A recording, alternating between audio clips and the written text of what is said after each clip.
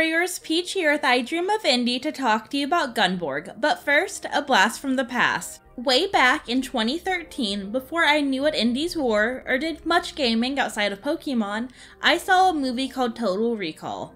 This movie changed my life. I fell in love with two things. The first was strong vigilante characters, and the second was science fiction, especially 80s version of science fiction. I love the neon colors, the synth feel, and all the craziness that is involved, and this game brought all of that and more.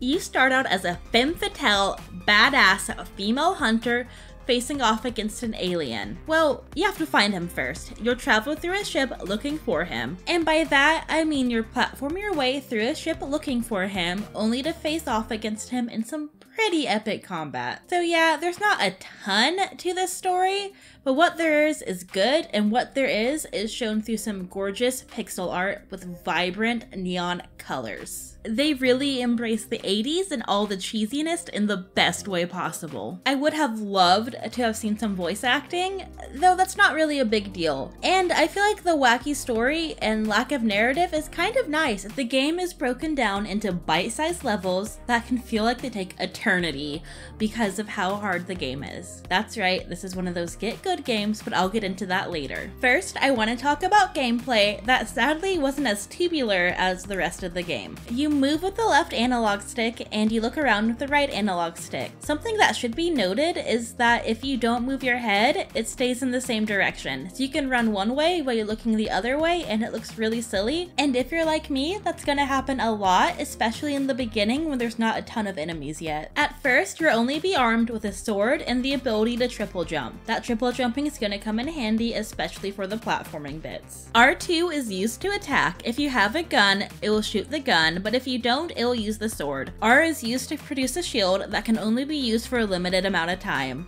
The shield does recharge rather fast though, so it's not a huge problem, but there is definitely a level of strategy that I hadn't expected with the shield. Finally, the L button is used to grab guns and drop them.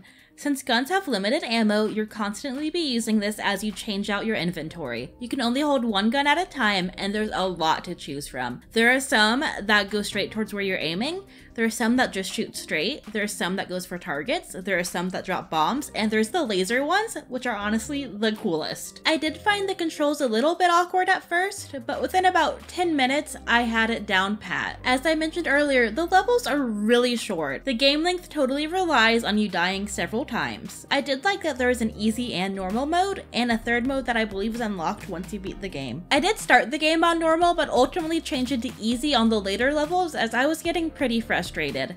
Some of the later levels include lasers that will chase you and kill you if you get hit by them, and that is really difficult. But now I want to talk about the graphics of this game because it is absolutely stunning. Vibrant colors and pixel art, including neon pinks and purples with lots of variety of enemies, looked amazing. This game is an absolute love letter to everything arcades and 80s, and it was delightful to look at. The blend of pixel art along with the bright colors blended together so well to create the perfect mood and the perfect 80s vibes. When you add in a synthwave soundtrack straight from any 80s game, it is perfect. The tone is done so well and it just is amazing. This is a get good game. For those of you lucky enough not to know what this means, it means that it is a game that is very difficult for the sake of being difficult. By having an easy mode, this is lessened quite a bit, but this isn't a game that is meant to be relaxing. You're meant to be challenged and work hard at it. This isn't necessarily a bad thing, but I really think it's something you should be aware of before picking it up. I had a wonderful time with this one, especially when I changed it to easy, and I do recommend it for people who like the 80s. It's not a perfect game by any means, and the difficulty is a bit of a problem, but I had a great time. I felt like the gameplay was fun, the main character was fun, and it was just an enjoyable time. Are you gonna pick up Gunborg? Let me know in the comments below while I go listen to some 80s bops.